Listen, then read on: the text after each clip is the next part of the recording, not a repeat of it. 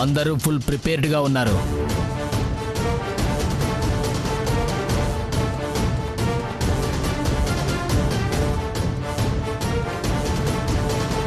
Okay, కానీ ఒక్క విషయం మాత్రం గుర్తుంచుకోండి. ఎంత న్యాయంతో అడ్డుపడినా నేరం చేసుంటే మాత్రం చట్టం నుంచి ఏ నేరస్తుడు తప్పించుకోలేడు. కాస్త టైం పడుతుందంతే.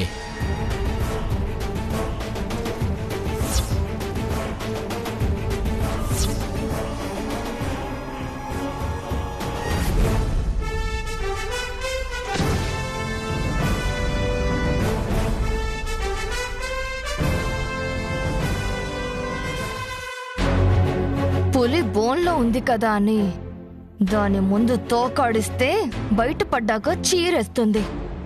నా మొగుడి పరిస్థితి కూడా అంతే. ఈరోజు రేపో బయటికి రావడం ఖాయం. మళ్ళీ ఆయన మినిస్టర్ అవ్వడము ఖాయం. జాగ్రత్తగా ఉండండి.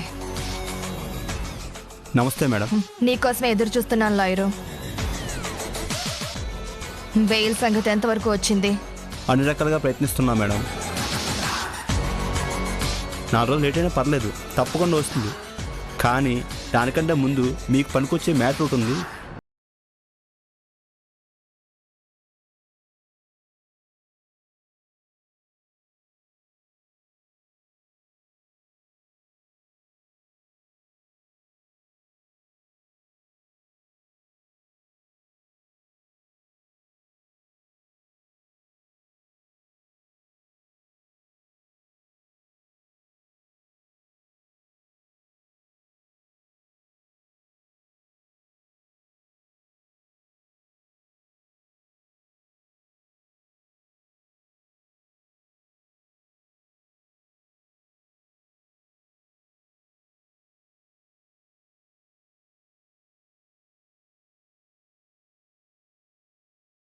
ఎంత చెడ్డోళ్ళు ఎవరూ లేరే. కానీ బయట న్యూస్ అలా ఉంది మేడం. వాళ్ళు వీళ్ళు చెప్పే గాలి కబుర్లు చెప్పకు. కరెక్ట్గా ఏం జరిగిందో తెలుసుకో. మ్యాటర్ ఏంటో తెలుసుకోకుండా మధ్యలో దూరితే చావు దెబ్బ తినాల్సి వస్తుంది. అసలే అక్క చెల్లెళ్ళు ఖతర్నాక్. తేడా వస్తే ఆట ఆడుకుంటారు. అర్థమైంది మేడం. అసలు ఏం జరిగిందో కరెక్ట్గా తెలుసుకుంటాను.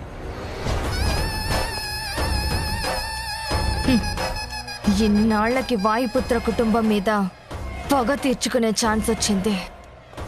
ఇది నిజమైతే ఈ ఛాన్స్ని మిస్ చేసుకోకూడదు. సారు రా సారు, ఎక్కడికి రా చెప్తాను. ఏమైంది? రా చెప్తానంటున్నాను కదా. ఏమైంది సారు? ఏమైందంటావేంటి? పోలీసులు నిన్నే అనుమానిస్తున్నారు. నిన్ను అరెస్ట్ చేయాలని కూడా చూస్తున్నారు. అక్క బెయిల్ తెచ్చింది కదా, ఇంకేంటి ప్రాబ్లం? బెయిల్ వచ్చినంత మాత్రాన కేసు సాల్వ్ అయినట్టు కాదు కదా. వదలమని చెప్తున్నారు కదా. ఎలాగైనా నిన్ను అరెస్ట్ చేస్తారేమోనని భయంగా ఉంది. ఇదంతా ఎందుకు? నేనే హత్య చేశానని చెప్పేస్తాను. సారు, ఆవేశపడద్దు. నన్ను అరెస్ట్ చేసినా మీరేం చెప్పకూడదు. నా వల్ల కాదు. నీ భర్తగా నిన్ను కాపాడుకోవాల్సింది పోయి నేను చేసిన దానికి పోలీసులు నిన్ను అరెస్ట్ చేస్తుంటే చూస్తూ ఎలా ఊరుకోగలను? వదిన సమయానికి బెయిల్ తీసుకొచ్చింది. లేదంటే ఇందాకే చెప్పేసి ఉండేవాడిని. చెప్పకూడదని చెప్తున్నాను కదా, అర్థం కావట్లేదా మీకు?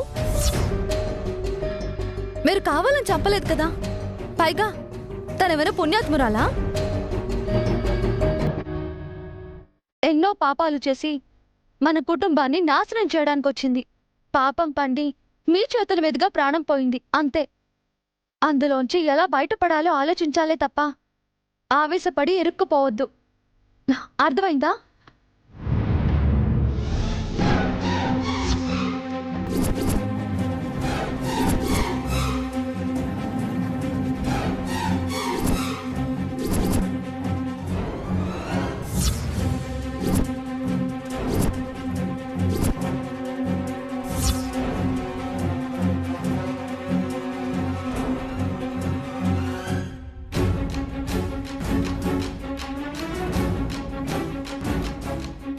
నాని,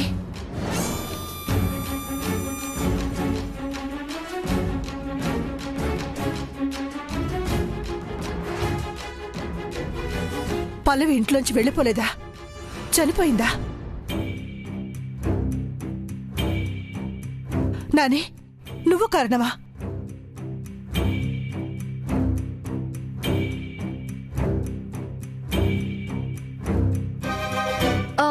అదేం లేదత్తయ్యా,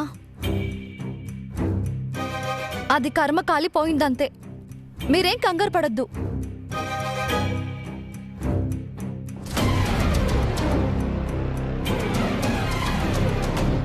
కంగారు పడకుండా ఎలా ఉండమంటావమ్మా?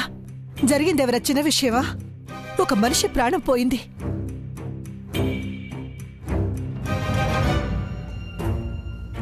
ఇప్పటికే పోలీసులకు అనుమానంగా ఉంది. వాళ్ళకి ఏ చిన్న ఆధారం దొరికినా అంతే. ఏ ఆధారమో దొరకదత్తయ్యా. నేను అన్ని జాగ్రత్తలు తీసుకున్నాను. ఈ విషయం మనకి తప్ప బయట ఎవరికి తెలియదు. తెలిసే ఛాన్సే లేదు.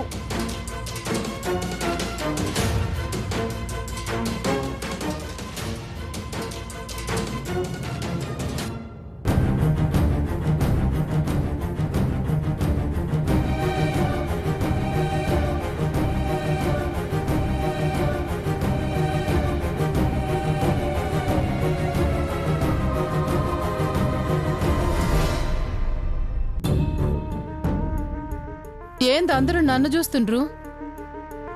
నేనేడు చెప్పేస్తాను అనా?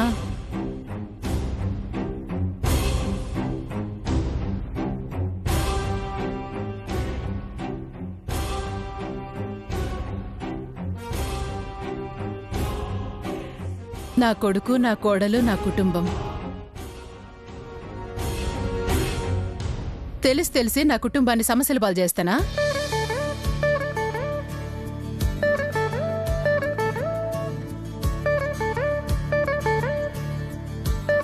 అయినా పల్లవి లాంటి దానికి ఇట్లా జరుగుడే న్యాయం. దాని మీద జాలి చూపాల్సిన పనిలే, తప్పు చేశామని బాధపడాల్సిన పనిలే.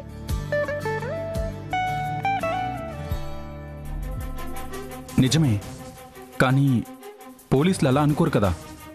ఎవరి చేతిలో ప్రాణాలు పోయాయో వాళ్ళని నేరస్తులుగా చూస్తారు. చనిపోయిన వాళ్ళు ఎంత పెద్ద నేరస్తులైనా సరే వాళ్ళని చంపడం నేరంగానే పరిగణిస్తారు.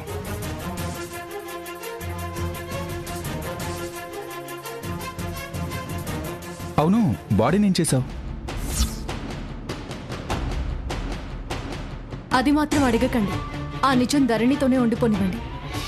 పొరపాటున నిజం బయటపడితే, పోలీసులకు బాడీ దొరికితే మనల్ని ఎవరూ కాపాడలేరు.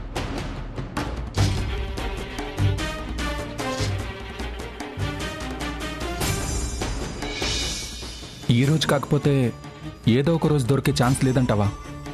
పోలీసులకు మన మీద అనుమానం పోయి ఈ కేసు నుంచి పూర్తిగా బయటపడే దారి చూడాలి.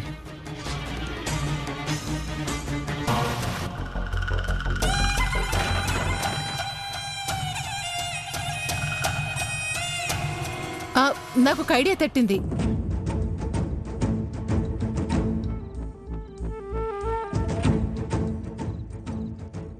ఎవరిదో శవం చూపించి శ్రావణి చచ్చిపోయిందని అందరినీ నమ్మించింది కదా.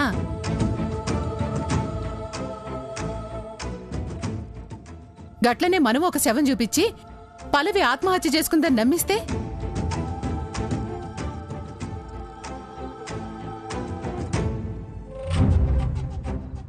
అత్తయ్య, అది వర్కౌట్ కాదు. ఆత్మహత్య చేసుకుందని నమ్మించినా మనమే హత్య చేశాము అన్నంత యాంగిల్లో నమ్మిస్తారు.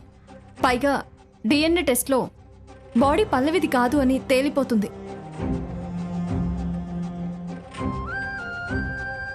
అప్పుడు పల్లవి ఎక్కడో ఒక చోట బతికి ఉందని నమ్మిస్తే?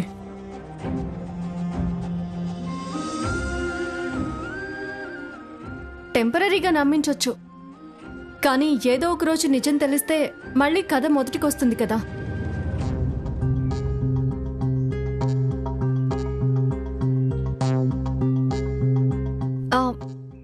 అక్క, అయితే ఏం చేయాలో నువ్వే ఆలోచించు. ఎలా ఉండాలంటే అసలు పల్లవి చావుకి మనకి సంబంధం ఉందని మనమే చెప్పినా పోలీసులు నమ్మకూడదు. అలాంటి ప్లాన్ ఏదైనా ఉంటే నువ్వే ఆలోచించు.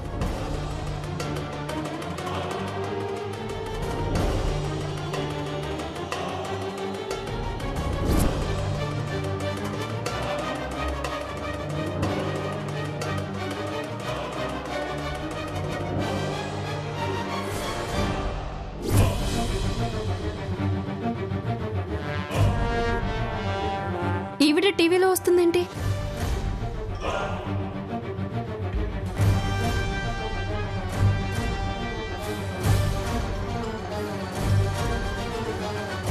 అసలు నా భర్త ఏ తప్పు చేయలేదండి. ఆ వాయుపుత్ర కోడలు శ్రావణి కలిసి తప్పుడు కేసులో నా భర్తని ఇరికించి జైలుకు పంపించారు.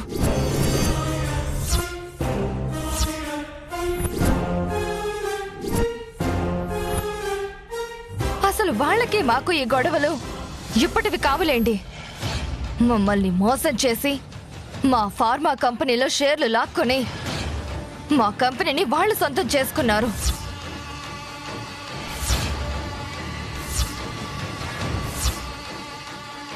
వాళ్ళ బతుకే మోసం, వాళ్ళ చరిత్రే ద్రోహం. మేం వాళ్ళని వదలం.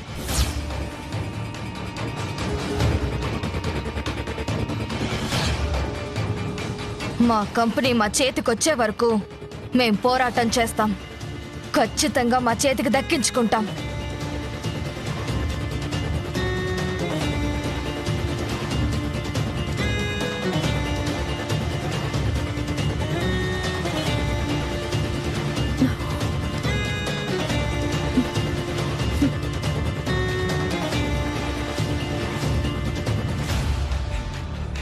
ఈ శశికళ ఇలాగే వాగుతూ ఉంటుందక్క. ఈవిడ మాటలేం పట్టించుకొని అవసరం లేదు. ముందు మన సంగతి ఆలోచించు.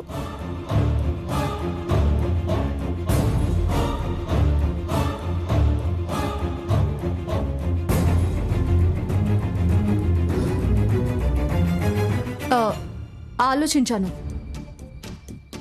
మంచి ఐడియా వచ్చింది.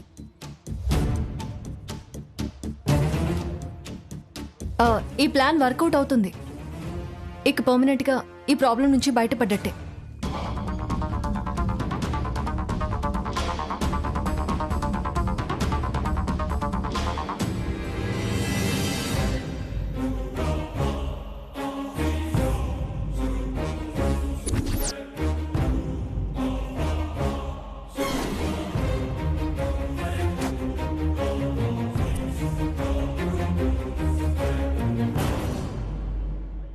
ఇది ప్లాన్.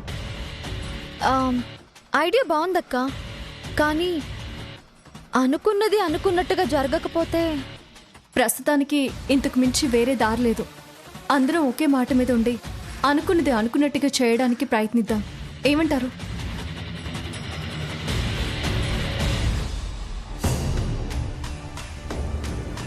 నీ ఇష్టం శ్రావణి. నీకేది మంచిదనిపిస్తే అదే చెయ్యి. బ్రతుకుండి అలా సాధించింది, చచ్చి ఇప్పుడు ఇలా సాధిస్తుంది. ఏదో ఒక రకంగా ఈ కేసు నుంచి బయటపడితే అదే చాలు.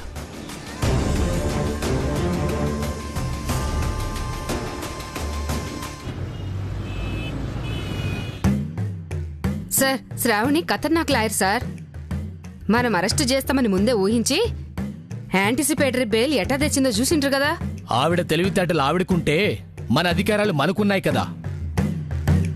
అరెస్టు చేసి స్టేషన్కి తీసుకురాకపోవచ్చు, కానీ పల్లవి మిస్ అయింది అదే ప్లేస్ కాబట్టి అక్కడికి వెళ్ళి వాళ్ళందరినీ ఇంట్రాగేట్ చేయొచ్చు. సార్, అందరినీ ఒకేసారి అడిగితే అంతా కలిసి కన్ఫ్యూజ్ చేస్తుండ్రు.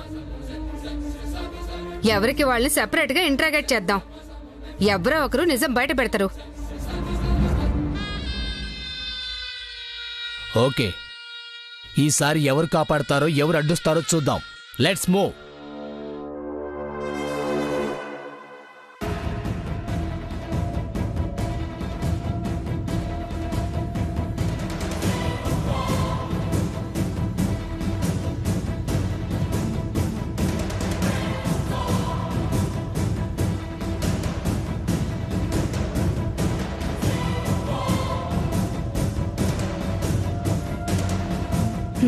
రా లాయరు. వాయుపుత్ర ఫ్యామిలీ మీద యుద్ధం ప్రకటించాను. ఇప్పుడు నువ్విచ్చే ఇన్ఫర్మేషన్ని బట్టి నేను అటాక్ చేస్తాను. ఇంకేం తెలియలేదు మేడం. ఆమె పారిపోయిందని ఇంట్లో వాళ్ళు అంటున్నారు, పోలీసులు చంపేశారు అంటున్నారు. ఎంక్వైరీ చేసి ఆధారాలు దొరికితే కానీ ఖచ్చితంగా ఏది చెప్పలేం. మనం కూడా ఖచ్చితంగా ఇది అని తెలిస్తే గాని ముందుకు వెళ్ళలేమే. అయినా పోలీసుల వరకు ఎందుకు? నువ్వు చేయాల్సిన ఎంక్వైరీ నువ్వు చెయ్యి. ఆల్రెడీ మన కుర్రోళ్ళు అదే పనిలో ఉన్నారు మేడం.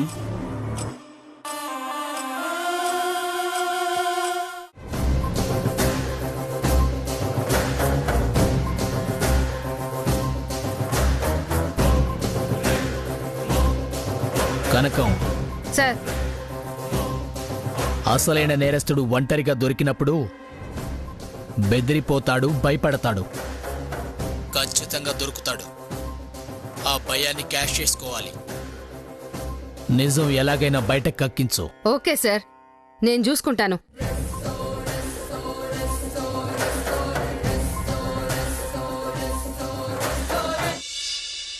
కూసో.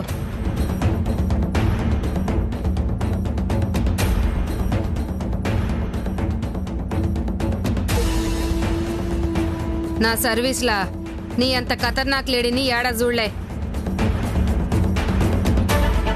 పోలీసుల్ని కాపలాగా పెడితే ఆళ్లకు మత్తు మందిచ్చి శాల్తీనే గల్లంతు చేసినావు. నువ్వెంత కాదన్నా, నువ్వేం చేసినా మాకెరికైతది. మర్యాదగా ఏం చేసినావో చెప్పినావా సరే, లేదంటే ఫ్యామిలీ మొత్తం మీద కేసు బుక్ చేసి అందరినీ లోపల పెట్టిస్తాం, నరకం చూపిస్తాం.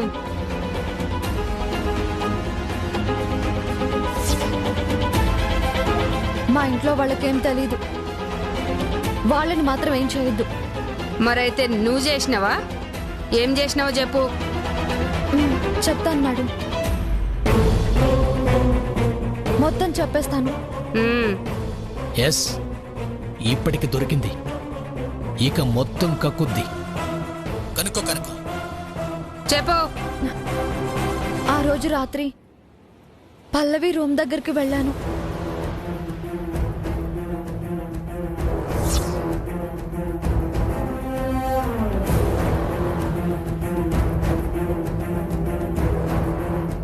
మీ కానిస్టేబుల్స్ బయట కాపలాగా ఉన్నారు. వాళ్ళకి నీళ్లల్లో మత్తు మందు కల్పించి వాళ్ళు పడుకున్నాక లోపలికి వెళ్ళాను.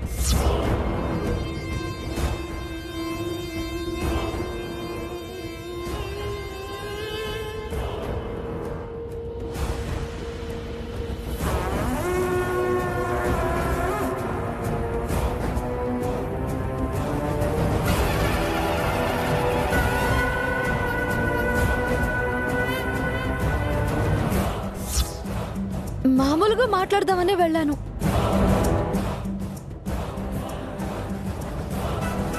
కానీ లోపలికి వెళ్ళేసరికి అక్కడ పరిస్థితి వేరేగా ఉంది. తను మాకు చేసిన ద్రోహం, మోసం ఇవన్నీ ఎవరికో చెప్తూ ఉంది. నన్ను చూసి దొరికిపోతానన్న భయంతో పారిపోవాలనుకుంది.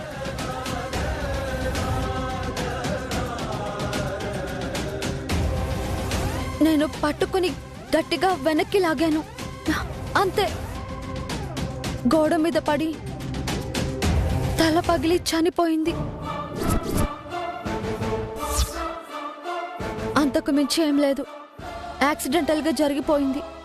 ఎట్టా జరిగితే ఏంది, నీ వల్లే చచ్చింది కదా.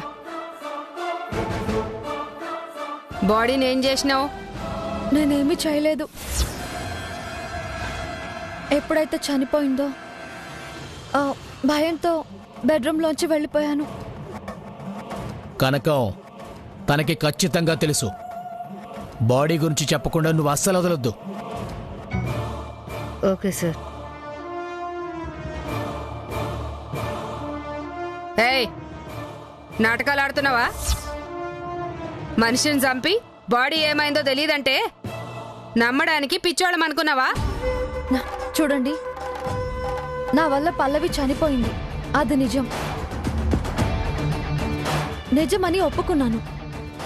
బాడీ గురించి అయితే నాకు తెలీదనే చెప్తున్నాను. మీరే శిక్ష కావాలన్నా వేసుకోండి, కానీ బాడీ గురించి మాత్రం అడగండి.